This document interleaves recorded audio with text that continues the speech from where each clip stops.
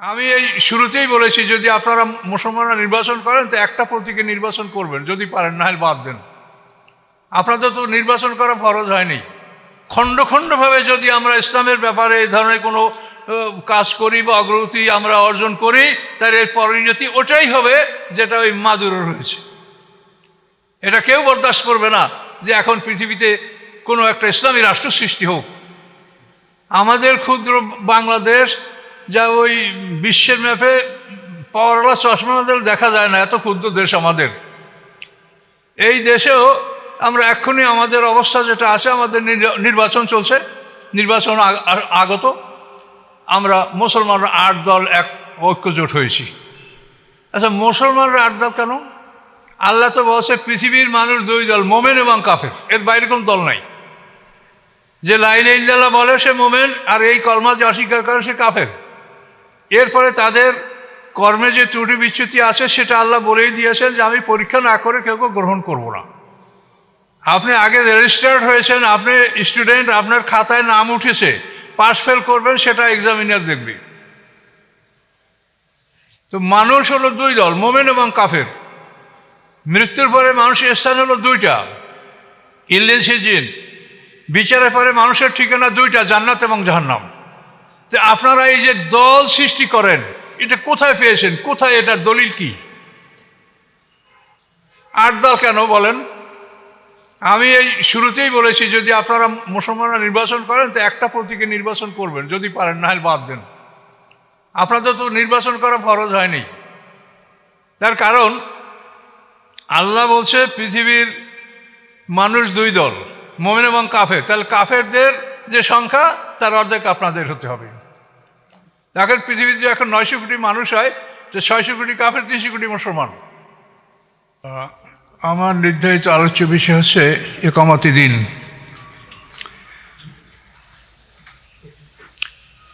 সূরা আশ-শুরা, এই সূরার 13 নম্বর আয়াতে আল্লাহ তাআলা বলেন, আউযু বিল্লাহি মিনাশ শাইতানির রাজীম, বিসমিল্লাহির রহমানির রহিম, ওয়ান আকিমুদ্দিন ওয়ালা তাতাফাররাকু ফীহি। আল্লাহ আদেশ দিয়েছেন যে তোমরা দিন প্রতিষ্ঠা করো এবং এ ব্যাপারে তোমরা মতভেদ করো না। তো দিন শব্দের অনেক অর্থ আছে, কিন্তু আমরা মোটামুটি বড় বড় 3টে অর্থ। দিন মানে আইন, দিন মানে আনুগত্য, দিন মানে প্রতিদান। মালিক ইয়াউমিদ্দিন, এখানে প্রতিদান দিবস। আল্লাহ তাআলা প্রতিদান দিবসের মালিক। তো দিন কায়েম করার জন্য আল্লাহ আমাদের আদেশ দিয়েছেন। তো এই দিন কায়েম করার কি পদ্ধতি, এটাও কোরআনে বর্ণনা করা আছে। কোরআন পাকে আমরা দিন কায়েমের 2টা পদ্ধতি আমরা দেখতে পাচ্ছি। একটা পদ্ধতি সূরা আনফালে আল্লাহ বলেছেন, ইয়া আইয়ুহান নাবিয়্যু হাররিজিল মুমিনিনা আলাল কিতাল। হে নবী, আপনি মুমিনদেরকে যুদ্ধের জন্য উৎসাহিত করুন। ইয়াকুম মিনকুম ইশরুনা সাবিরুনা ইয়াগলিবু মিয়াতাইন। তোমাদের মধ্যে হতে যদি 20 জন ধৈর্যশীল হয়, তাহলে 200 অবিশ্বাসীদের উপরে তারা জয়যুক্ত হবে। এটা আল্লাহ তাআলা সূরা আনফালের 65 নম্বর আয়াতে বলেছেন। 66 নম্বর আয়াতে আল্লাহ বলেছেন, আল আনা খাফফাল্লাহু আনকুম ওয়া আলিমা আন্না ফীকুম দাফা। এখন আল্লাহ তাআলা বিধানটা হালকা করে দিয়েছেন, তোমাদের দুর্বলতাগুলি তিনি অনুভব করতে পেরেছেন। ফাই হয় তাহলে তারা 200 লোকের উপরে যুদ্ধে জয়যুক্ত হবে। তাহলে এই বিধানটা, এই আদেশটা চূড়ান্ত। প্রথমে মুসলমানদেরকে বলা হয়েছিল যে 1-এর মোকাবেলায় 10 লড়াই করতে হবে, ময়দান ত্যাগ করা যাবে না। পরবর্তী আয়াতে আল্লাহ বলছেন না, 1-এর মোকাবেলায় 2। ওরা দ্বিগুণ থাকবে, তোমরা 1 গুণ থাকবে, এই 3। এই সর্বমোট যোদ্ধাদের সংখ্যা হবে 3, 3-এর 2 হবে অবিশ্বাসীরা, 1 হবে বিশ্বাসীরা। এমত অবস্থায় আল্লাহ তাআলা ময়দান ত্যাগ করতে আমাদের নিষেধ করেছেন। তো সম্মানিত সুধী, তো এই যুদ্ধের ব্যাপারটা, কেতালের ব্যাপারটা কোরআন পাকে আল্লাহ রসুলের মক্কি জীবনে সাহাবায়ে কেরামরা যখন নির্যাতিত হয়েছেন তখন বহু অনুরোধ করেছেন, ইয়া রাসূলুল্লাহ আমাদেরকে অনুমতি দেন, আমরা লড়াই করব। কিন্তু আল্লাহ রসুল বলছেন যে আমি আল্লাহর নিকট হতে অনুমতি পাইনি। সাহাবায়ে কেরামরা অনুরোধ করছেন, কিন্তু আল্লাহ রসুল বলছেন যে আল্লাহর নিকট থেকে আমি অনুমতি পাইনি। তো তাফসীরে উল্লেখ আছে যে সাহাবায়ে কেরামরা 70 বার জিহাদের জন্য আল্লাহ রসুলকে অনুরোধ করেছেন। আর মুআজ্জামে আছে যে লড়াই সম্পর্কে আল্লাহ তাআলা কেতাল শব্দটা কোরআন পাকে 140 বার আসছে। মুআজ্জামুল মাফার আছে, আপনারা দেখে নিতে পারেন নিজেরা। তাহলে যুদ্ধ অনুমতি পায় নাই যুদ্ধের, এরকম বিষয়টা গেছে 70 বার। আর যুদ্ধের আদেশ সম্বলিত কথা আল্লাহ বলেছেন 140 বার। এই যুদ্ধটা কিভাবে করতে হবে এবং এই যুদ্ধটা দেখেন, এটা শুনলে আমাদের কাছে কেমন লাগে, কিন্তু আজকে সারা পৃথিবীতে যুদ্ধ তো চলছে। শুধু মুসলমানদের যুদ্ধ নয়, আর সবারই যুদ্ধ চলছে, সবার যুদ্ধ জায়েজ। শুধু মুসলমানদের জন্য যুদ্ধ জায়েজ না, মুসলমানরা করলে এটার নাম হয় সন্ত্রাসবাদ। তো সংক্ষিপ্ত সময়ে কথা বলতে হবে। তো আমি আপনাদেরকে যে বিষয়টা বোঝাতে চাচ্ছি যে সেটা হলো এই, যে আল্লাহ বলছেন যে তোমরা যদি কাফেরদের অর্ধেক হও, অর্থাৎ ওরা 2 তোমরা 1, এমত অবস্থায় তোমরা ময়দান ত্যাগ করবে না, তোমরা যুদ্ধ করবে এবং আল্লাহর সাহায্য তোমরা লাভ করবে। তো এখন এই 3-এর একটা আমরা কিভাবে ধরব, এটা আল্লাহর কোরআন কি বলছে সেটা আমরা দেখলেই সহজে পেয়ে যাব। আল্লাহর কোরআন বলছে, আউযু বিল্লাহি মিনাশ শাইতানির রাজিম, হুয়াল্লাযী খালাকাকুম ফামিনকুম কাফির ওয়া মিনকুম মুমিন। তিনি সেই আল্লাহ যিনি তোমাদেরকে সৃষ্টি করেছেন, তোমাদের বড় দলটা কাফের আর ছোট দলটা মুমিন। তো বড় দল আমি কিভাবে তর্জমা করলাম, কোরআনের যেটা নিয়ম যে একই সঙ্গে যদি একাধিক জিনিস উল্লেখ করা হয়, যেটা প্রথম উল্লেখ করা হয় ওইটা বড়।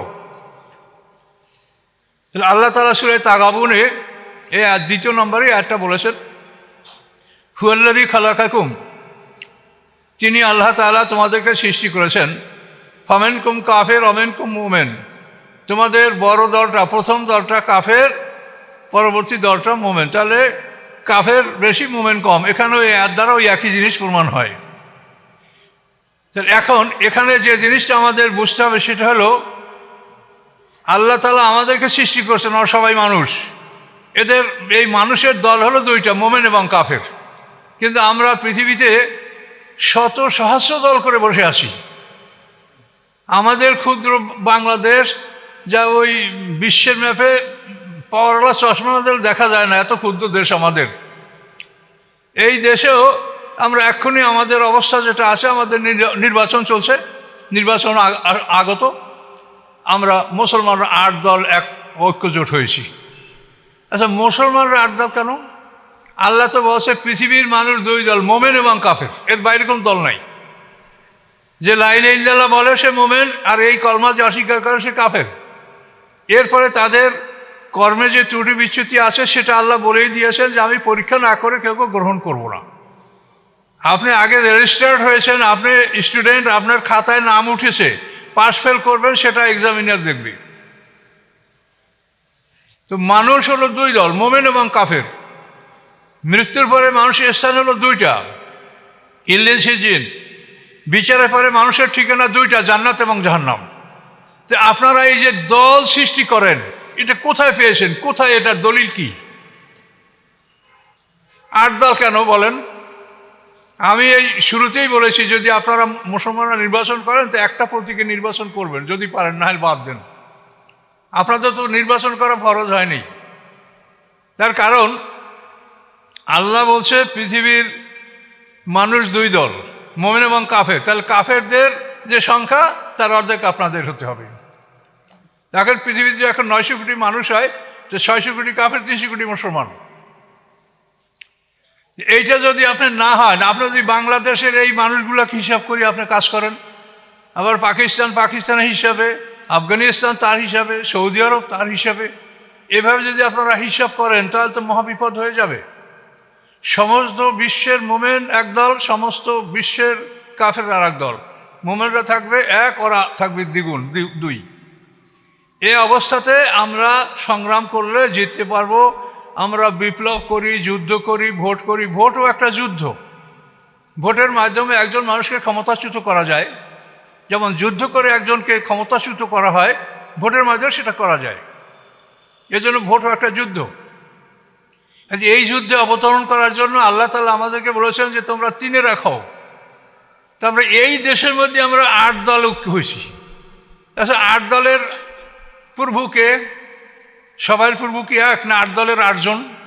মক্কার মুশরিকরা যেরকম বলতো যে ওদের আল্লাহ, ওদের ভগবান আমাদের উপকার করবে না, কাজে আমাদেরও একজন, আমাদের পক্ষ থেকে একজন একটা মূর্তি এটা কাবা করে রাখা লাগবে। এই মূর্তি ঢুকাতে ঢুকাতে 360টা হয়েছে। একদল মনে করে যে ও দলের আল্লাহ, ও দলের ভগবান আমাদের উপকার করবে না। তাহলে আমরা কি? তাহলে এগুলি চিন্তা করলে আমরা অত্যন্ত ভয়ঙ্কর অবস্থার মধ্যে আছি। কিসের দিন কায়েম করব আমরা বলেন?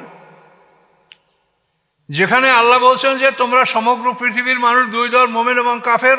মোমেনরা তোমরা এক করা হবে 2, কিন্তু সেখানে আমরা তো মোমেনরা বোধ হয় যে আমরা মানে শতকরা 10 ভাগও আমরা হতে পারি নাই, যারা দিন সম্পর্কে বোঝে বা দিনের পক্ষে কাজ করে।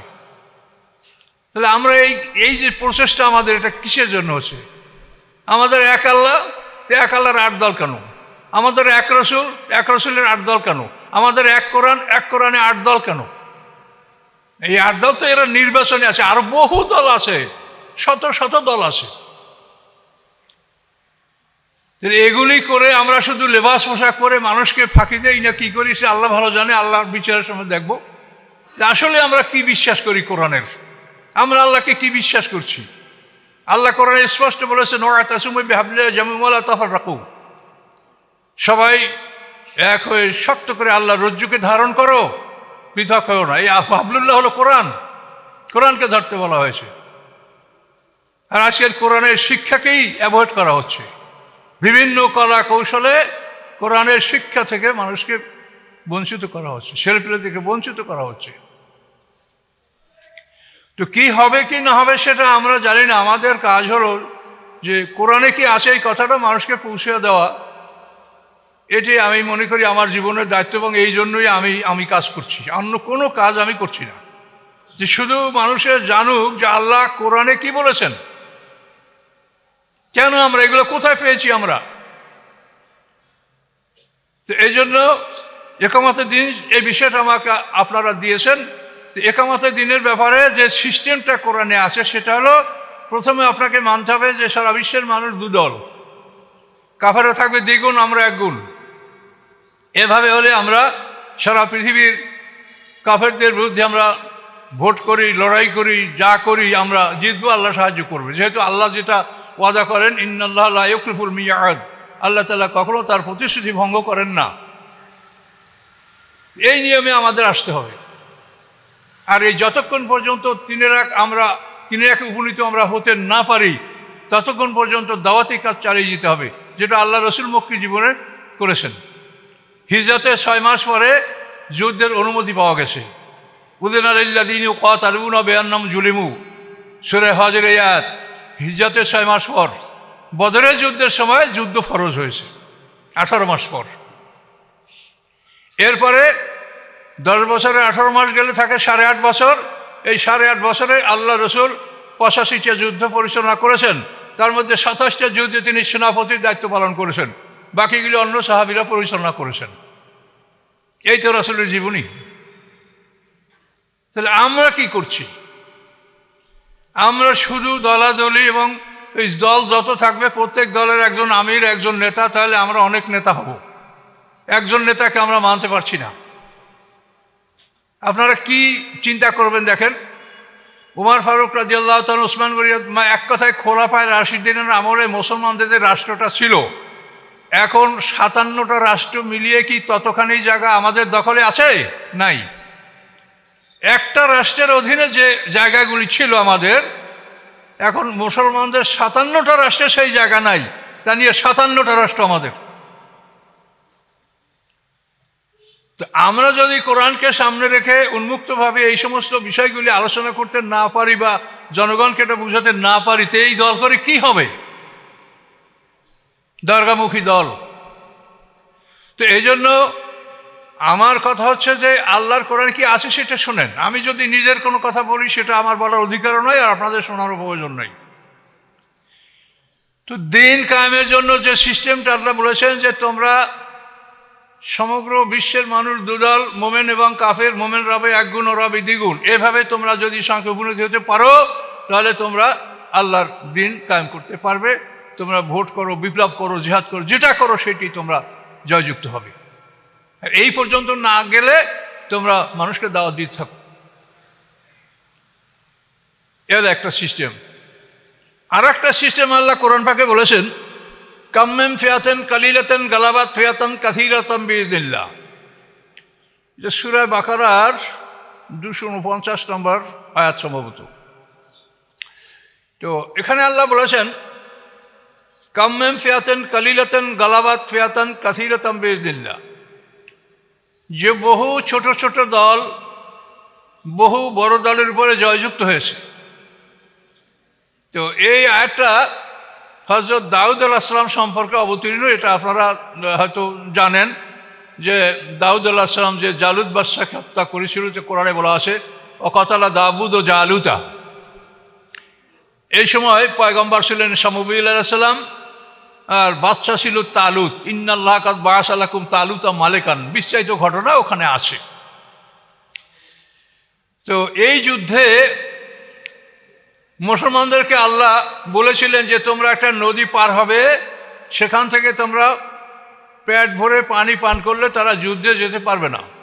যদি এক অঞ্জলি ভরে পানি পান করো, দুহাতের কোষে এক কোষ পানি পান করো, তারাও যুদ্ধে যেতে পারবে, কিন্তু এর চেয়ে বেশি পান করলে তারা যুদ্ধে যেতে পারবে না। তো সেখানে এই নদী পার হওয়ার সময় অধিকাংশ সৈনিকরাই বেশি পানি পান করেছিল। 313 জন লোক এমন ছিল যারা আল্লাহর সীমার মধ্যে ছিল, সীমার মধ্যে তারা থেকে পানি পান করেছেন। তো এই 313 জন লোক জালুত বাদশার বিরুদ্ধে লড়াই করেছে, এবং জালুত বাদশার বহু হাজার সৈন্য ছিল, এবং সেখানে হযরত দাউদ আলাইহিস সালাম ওয়াকাতালা দাউদ ও জালুতা। দাউদ আলাইহিস সালাম তখন বয়সপ্রাপ্ত হননি, তিনি পুরো বয়স্ক হন নাই, তিনি কিশোর। এমন অবস্থায় তিনি দাউদ আলাইহিস সালামকে হত্যা করেছে শুধু একটা গুলতি দিয়া, মানে রবারের যে গুলতি ব্যবহার করে না ওই ছেলেপেলেরা কাক তাড়াবার জন্য, তো এরকম একটা গুলতি দিয়েই, ক্যাটাপার্ট যেটাকে বলে ইংরেজিতে, এই গুলতি দিয়েই দাউদ আলাইহিস সালাম একটা পাথর মেরেছিল। তাতে জালুত বাদশার মাথায় যে লোহার হেলমেট ছিল, এই হেলমেট ভেদ করে মাথা পার হয়ে পিছনে আরও 30টা লোককে আঘাত করেছিল। তো এই ঘটনা, এটা আপনারা তাফসিরে দেখবেন, খুব বিস্তার আছে, আমাদের লেখা বইতে তাফসিরেও আছে। তো এই যে ঘটনাটা, এইখানে আল্লাহ এই কথাটা বলেছেন যে কাম্মেম ফিয়াতেন কালিলাতেন গালাবাত ফিয়াতান কাসীরাতাম বিইজনিল্লাহ, বহু ছোট ছোট দল বড় বড় দলের উপরে জয়যুক্ত হয়েছে। তাহলে ইসলাম বিজয়ের দ্বিতীয়, দিন কায়েমের দ্বিতীয় সিস্টেমটা হলো যে অল্প সংখ্যক লোকে বড় দলের উপরে জয়যুক্ত হতে পারে, এটা সম্ভাবনা আছে, এটা কোরআনে আল্লাহ বলেছেন। এবং এর প্রমাণ দেখেন, বদরের যুদ্ধেও ঠিক একই অবস্থা হয়েছে। সাহাবায়ে কেরাম 313 জন ছিলেন। এই 313 জন সাহাবী, আর ওদিকে আবু জাহেলের 1000 ক্যাভালরি, 1000 ঘোড়সওয়ার, তারা সুসজ্জিত, তারা সম্পূর্ণ ইকুইপড, এবং তারা লৌহবর্ম পরিহিত। তো এই 1000 লোক, 313 জন নিরস্ত্র বলতে গেলে, 8খানা তলোয়ার ছিল মাত্র, 2টা ঘোড়া ছিল। তো এইভাবে আল্লাহ তাআলা এই বদরের যুদ্ধে তিনি আমাদেরকে সাহায্য করেছেন, মুসলমানদেরকে সাহায্য করেন ফেরেশতা নাযিল করে। হুনাইনের যুদ্ধে আল্লাহ সাহায্য করেছেন ফেরেশতা নাযিল করে। তো এটার প্রতিশ্রুতি আল্লাহর কোরআনে আছে, যদি আল্লাহর হুকুম মতো আমরা কাজ করি তা আমাদের জন্য আল্লাহ ফেরেশতা পাঠাতে পারেন। যেহেতু এখানে আল্লাহর সাম্রাজ্যে কোনো দুর্বলতা নাই, বা আল্লাহর বাহিনীতে কোনো কমতি নাই, ঘাটতি নাই, কোনো আল্লাহর আর্মি কেউ রিটায়ার্ড করে নাই, আল্লাহর আর্মিরা সবই বহাল আছে। কাজে আল্লাহ যদি প্রয়োজন মনে করেন তা তিনি আমাদেরকে সাহায্য করতে পারবেন যদি আমরা তার হুকুম মতো কার্য পরিচালনা করি। আর যদি আল্লাহর হুকুমের ব্যতিক্রম করি, নিজেদের বুদ্ধিমতো যদি নিজেরা কাজ করি, এতে আমাদের অপমান ছাড়া কিছু হবে না।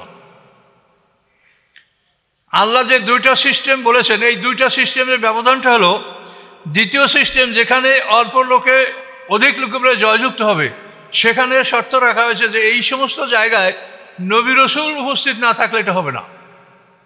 দেখেন দাউদ আলাইহিস সালামের সময় তখন পয়গম্বর সেখানে উপস্থিত ছিলেন, সামুবিল আলাইহিস সালাম। বদরের যুদ্ধে এখানে আল্লাহ রসুল সাল্লাল্লাহু আলাইহি ওয়াসাল্লাম উপস্থিত ছিলেন।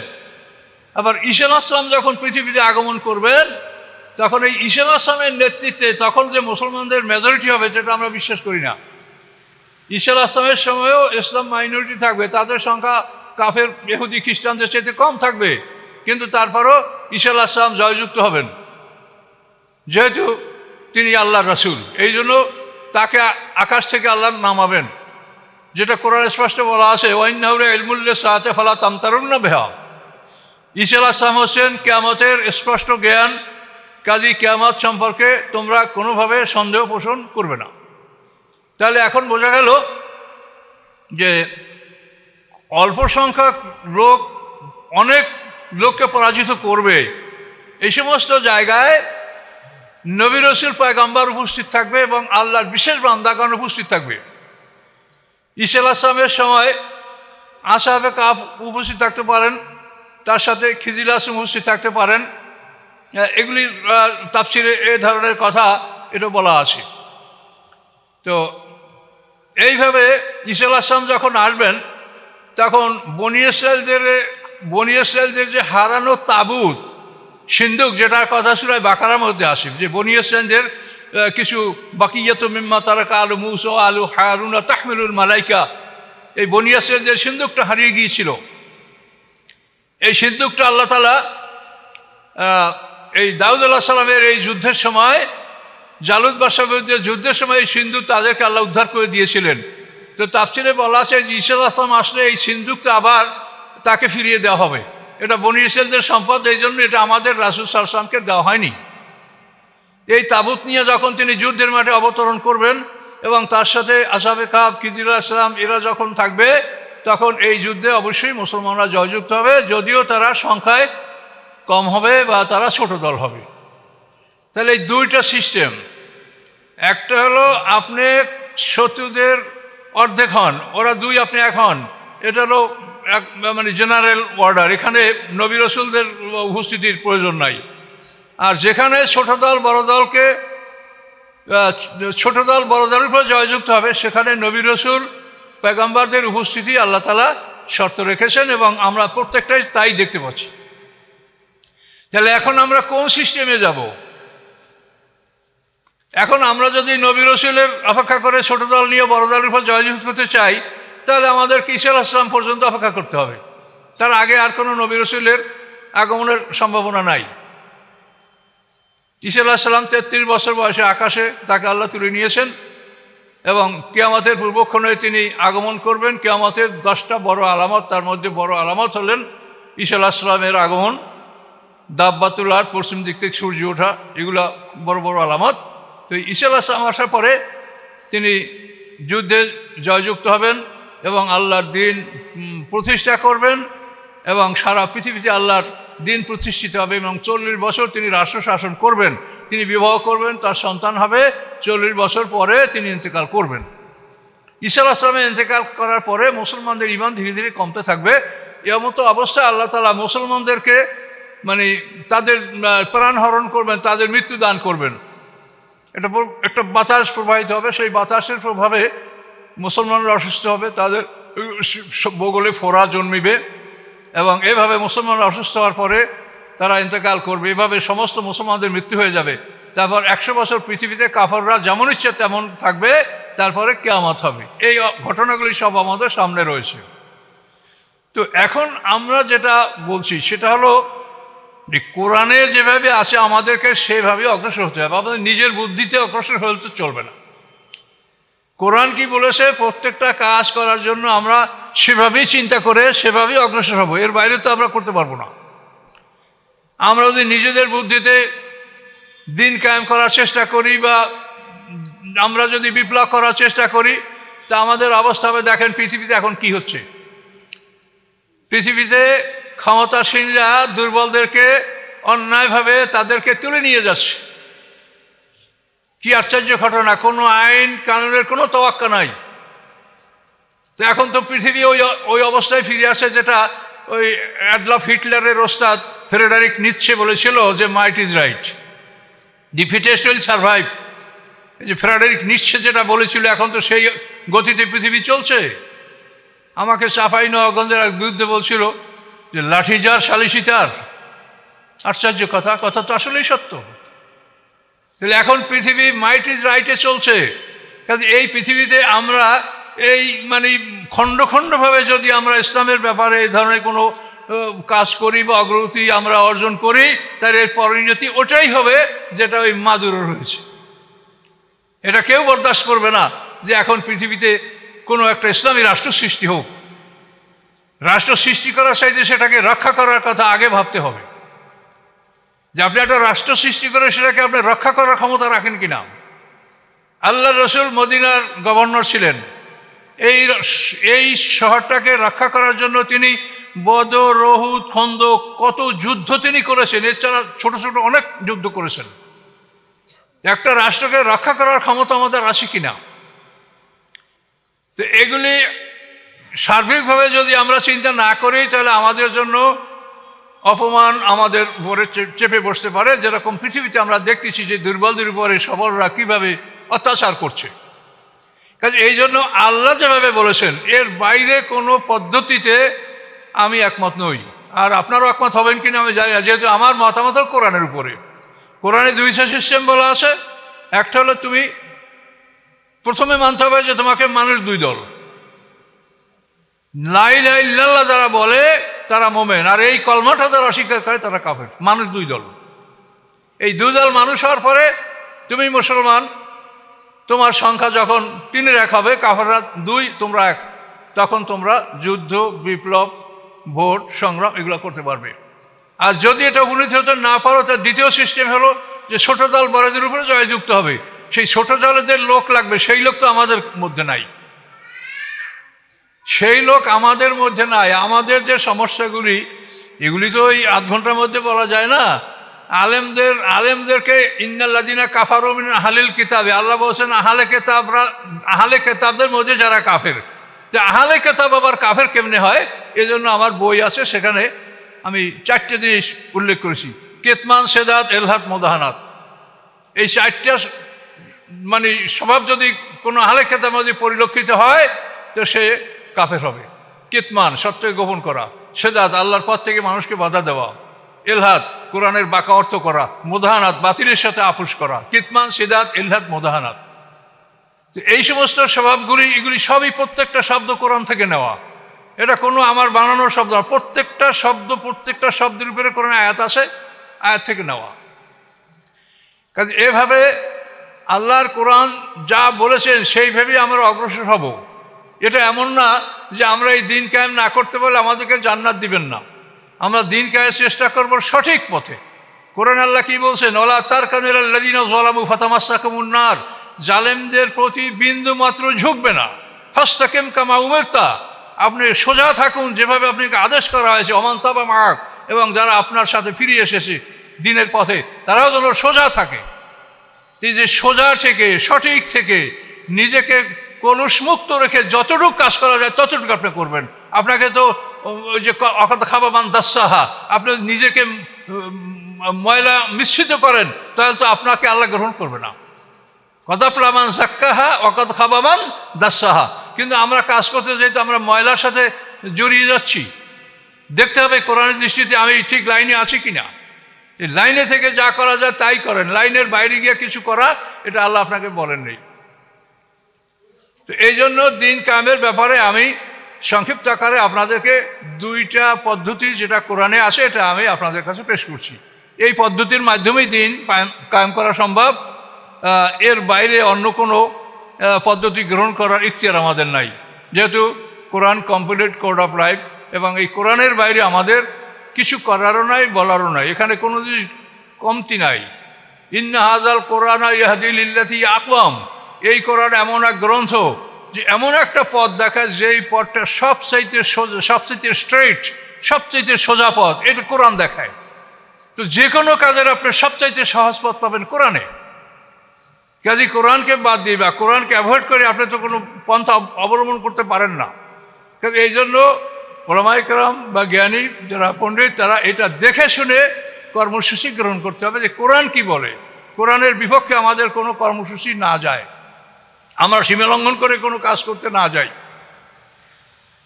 তো এটা দুটো পদ্ধতি, এটা কোরআনে উল্লেখ আছে, এর সংক্ষিপ্ত আকারে আমি এটা আপনাদের কাছে বললাম।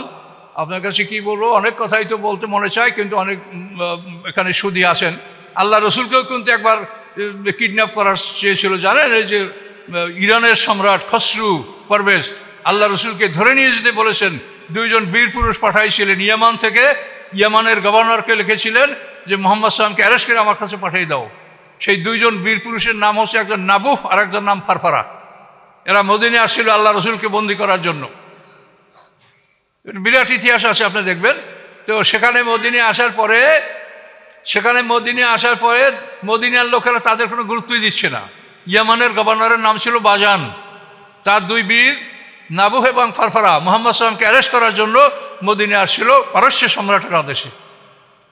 কিন্তু তারা আল্লাহ রসুলের সাথে যখন দেখা করলো, তারা বলল যে আপনি ইয়ামানের গভর্নরের কাছে আত্মসমর্পণ করেন, আপনাকে আমরা সেখানে পৌঁছেই দেব, ইয়ামানের গভর্নর আপনার পক্ষে সুপারিশ করবে, ইত্যাদি ইত্যাদি আল্লাহ রসুলকে তারা বলছিলেন। তখন আল্লাহ রসুল বলেন যে শিরওয়া আমাকে অ্যারেস্ট করার জন্য তোমাদেরকে পাঠিয়েছে, তোমরা খবর নাও, সেই খসরু পারভেজ তার ছেলে শিরওয়া তাকে হত্যা করেছে, সে জীবিত নাই। আমাকে অ্যারেস্ট করতে পাঠিয়েছো, যে পাঠিয়েছে তার খবর নাও, খসরু পারভেজকে তার ছেলে শিরওয়া হত্যা করেছে, সে নাই, এবং এই ছেলে এই আদেশ প্রত্যাহার করেছে। তো এইভাবে আল্লাহ সবসময় ইন্নাকা বিআয়ুনিনা, কোরআন পাক আল্লাহ কি বলেছেন, ফাইন্নাকা বিআয়ুনিনা, হে মুহাম্মদ সাল্লাল্লাহু আলাইহি ওয়াসাল্লাম তুমি আমার চোখের সামনে আছো, আমি দেখছি তোমার কি অবস্থা হচ্ছে।